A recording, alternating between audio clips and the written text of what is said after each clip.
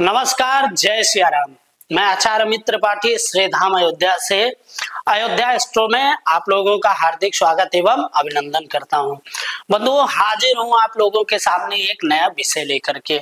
आज हम लोग चर्चा करने वाले हैं कन्या राशि के जातकों के संदर्भ में। कन्या राशि के जातकों के लिए वर्ष 2026 कैसा रहेगा और वर्ष भर इन्हें कौन से ऐसे कार्य हैं जो करने चाहिए, कौन से ऐसे कार्य हैं जिनसे इन्हें परहेज करना चाहिए, बचने की परम आवश्यकता है, कौन कौन से ग्रह इनके लिए शुभ होंगे, कौन कौन सा समय इनके लिए शुभ होगा और कौन कौन सा समय थोड़ा कष्टप्रद होगा, अशुभ होगा।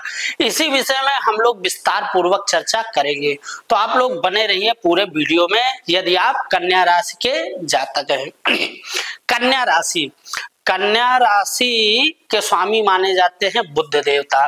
ये पृथ्वी तत्व की राशि है और इसका स्वभाव होता है द्वेष स्वभाव।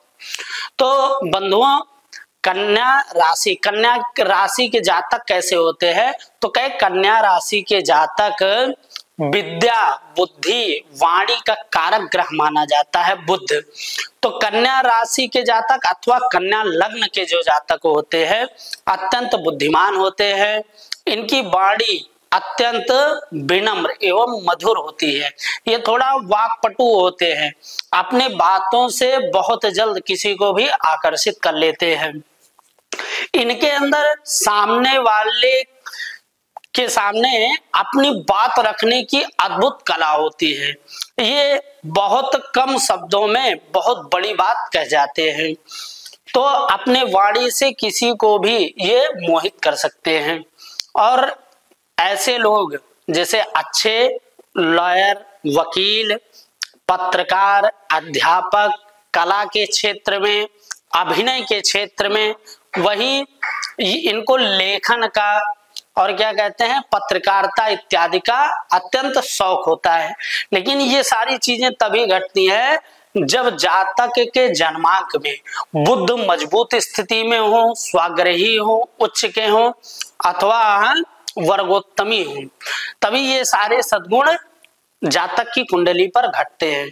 तो बंधुओं, अब बात करते हैं कन्या राशि के जातकों के लिए जो वर्ष भर का लग्न चक्र होगा वो कैसा होगा।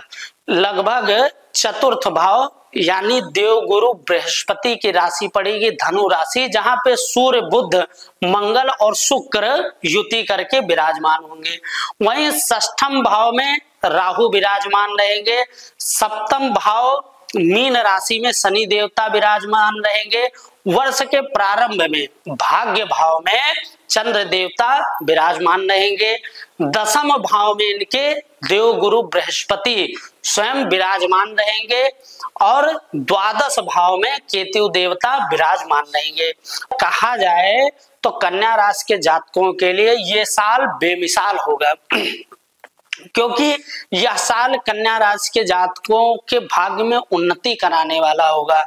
हर वो सुख सुविधा जो कई वर्षों से ये लोग इंतजार कर रहे थे, प्रतीक्षा कर रहे थे, वो समस्त सुख सुविधा इन लोगों को प्रदान कराने वाला सिद्ध हो सकता है। व्यापार के क्षेत्र में, आय के क्षेत्र में इन्हें अच्छा लाभ देखने को मिलेगा। वहीं भाग्य का साथ भी इनको खूब मिलेगा। घर परिवार में कोई मांगलिक कार्य उत्सव हो सकते हैं।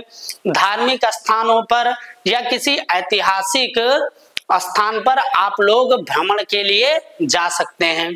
अब बात करते हैं कि जो वर्ष भर का इनका लग्न चक्र बन रहा है, तो ग्रहों के अनुसार इन्हें कौन कौन से फल प्राप्त होने वाले हैं। तो बंधुओं, जैसा कि आप लोग जानते हैं, पूर्व में बताए कि जो कन्या लग्न के जातक की वर्ष कुंडली बन रही है उसमें चतुर्थ भाव में चतुष्ग्रही योग बन रहा है। सूर्य, बुध, मंगल और शुक्र एक साथ विराजमान हो रहे हैं देवगुरु बृहस्पति की धनु राशि पर। चतुर्थ भाव को माता का भाव माना जाता है, भूमि, भवन, वाहन का भाव माना जाता है। तो भूमि, भवन, वाहन इत्यादि का आपको लाभ मिलेगा। यदि आप लंबे समय से कोई गाड़ी लेने का प्लान कर रहे हैं, जमीन लेने का प्लान कर रहे हैं, या मकान बनवाने का प्लान कर रहे हैं, या मकान खरीदने की सोच रहे हैं, तो यह वर्ष आपके उन सपनों को पूरा करने वाला सिद्ध हो सकता है। परंतु यहाँ पर मंगल देवता विराजमान है, तो थोड़ा सा माता के स्वास्थ्य को लेकर के समस्या देखने को मिलेगी। सूर्य और बुध की युति ये अत्यंत शुभ रहेगी, क्योंकि सूर्य और बुध मिलकर के बुध आदित्य योग बनाते हैं। तो ये कालखंड आप लोगों के लिए बहुत बेहतर रहने वाला है 14 जनवरी तक का समय। उसके बाद बात की जाए तो षष्ठम भाव में राहु देवता विराजमान है, तो षष्ठम भाव को रोग ऋण शत्रु का भाव माना जाता है। तो यह कालखंड और ये राहु देवता लगभग वर्ष भर विराजमान रहेंगे षष्ठम भाव में। तो रोग में थोड़ी सी वृद्धि देखने को मिल सकती है, ऋण बढ़ सकता है। किसी को भी आप पैसा उधार दीजिए तो बहुत सोच समझ करके ही पैसे उधार देने हैं। अगर आप किसी से पैसा ले भी रहे हैं, कर्ज भी ले रहे हैं, तो लिखा पढ़ी करके बहुत ही सावधानी पूर्वक किसी से कर्ज लीजिएगा भी। वहीं थोड़ा बहुत अस्पताल के चक्कर लग सकते हैं, पेट से संबंधित कुछ समस्याएं इस वर्ष देखने को मिलेंगी। वहीं शनि देवता विराजमान है देवगुरु बृहस्पति की मीन राशि सप्तम भाव में। तो सप्तम भाव में शनि के होने से आपका क्या कहते हैं पार्टनरशिप, वैवाहिक जीवन जो है ये थोड़ा सुखमय होगा। वहीं शनि देवता सप्तम भाव में बैठ करके लग्न पर दृष्टि डालेंगे, तो आपके मान सम्मान पद प्रतिष्ठा में वृद्धि कराने वाले होंगे। आपको जो आपके सहकर्मी हैं, अधिकारी हैं, बॉस हैं, इनसे सम्मान प्राप्त होगा और इनका सहयोग भी आप लोगों को देखने को मिलेगा। वहीं चंद्र देवता वर्ष के प्रारंभ में ही भाग्य भाव में विराजमान रहेंगे, तो भाग्य से संबंधित चीजों में आपकी वृद्धि होगी। देवगुरु बृहस्पति आपके दसम भाव में विराजमान होंगे। दसम भाव को कार्य क्षेत्र का भाव माना जाता है और पिता का भाव माना जाता है। तो देवगुरु बृहस्पति आपके कार्य क्षेत्र की वृद्धि कराने वाले होंगे। आपका अगर कोई व्यापार है तो उसमें उसका विस्तार होगा। जो कई लंबे समय से आप प्लानिंग कर रहे हैं कि आपका व्यापार लोगों तक पहुंचे और ज्यादा से ज्यादा लोग आपके व्यापार के बारे में जाने, तो यह कालखंड आपके व्यापार के विस्तार के लिए बड़ा अच्छा सिद्ध हो सकता है।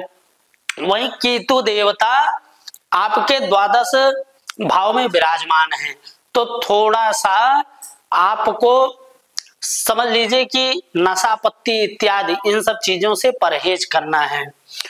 और जैसे विदेश यात्राएं जो होंगी तो उसमें भी सावधानी रखनी है, क्योंकि हो सकता है वो यात्राएं आपकी व्यर्थ सिद्ध हो जाएं। तो इस तरीके से बन रही है संपूर्ण वर्ष की कन्या राशि की जातकों की जो लग्न कुंडली है। वहीं पर अगर बात की जाए कि कन्या राशि के जातकों को कौन सा ऐसा कार्य है जो करना है और कौन सा ऐसा कार्य है जो नहीं करना है, तो सर्वप्रथम ध्यान देने योग्य बात यह है कि जो भी कन्या राशि के जातक हैं उन्हें चाहिए इस वर्ष जितना हो सके गणेश जी महाराज की उपासना करें, गणेश अथर्व शीर्ष का पाठ करें, सरस्वती चालीसा अथवा सरस्वती स्तोत्र, नील सरस्वती स्तोत्र का आप पाठ कीजिए। यदि आप विद्यार्थी हैं तो ये उपासना आप लोगों के लिए लाभप्रद सिद्ध होगी और विद्यार्थियों के लिए यह वर्ष नई ऊंचाइयों पर पहुंचाने वाला सिद्ध हो सकता है। वहीं पर आपको ज्यादा से ज्यादा यही ध्यान रखना है कि आपके वाणी के द्वारा किसी को ठेस ना पहुंचे, किसी को कोई कष्ट ना हो, दुख ना हो, उससे आपको अच्छा लाभ प्राप्त होगा।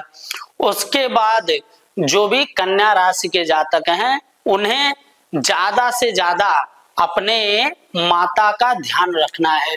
कोई भी कार्य के लिए अगर आप निकल रहे हैं, कोई विशेष कार्य या विशेष मीटिंग के लिए या व्यापार संबंधित कोई यात्रा कर रहे हैं, तो माँ का पैर छू करके आशीर्वाद लेकर के और देवी भगवती को प्रणाम करके ही घर से प्रस्थान कीजिए। निश्चित रूप से वो कार्य आपका सफल होगा और 100% उसमें लाभ देखने को प्राप्त होगा। तो यदि कन्या राशि के जातकों के वर्ष भर की कुंडली का मोटा मोटा अध्ययन किया जाए तो यह वर्ष कन्या राशि के जातकों के लिए पिछले कई वर्षों से बहुत बेहतर सिद्ध होगा। आप कह सकते हैं कि यह साल बेमिसाल सिद्ध हो सकता है अगर इन छोटी मोटी चीजों का आप ध्यान रखते हैं। तो बंधुओं, आशा करता हूं कि आप लोगों को ये वीडियो पसंद आई होगी। यदि ये वीडियो आप लोगों को पसंद आई तो हमारे चैनल को लाइक कीजिए, सब्सक्राइब कीजिए।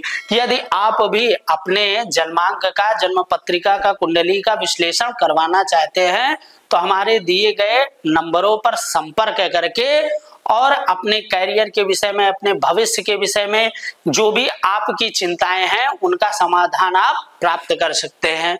तो मिलते हैं अगली वीडियो में, तब तक के लिए जय सिया राम।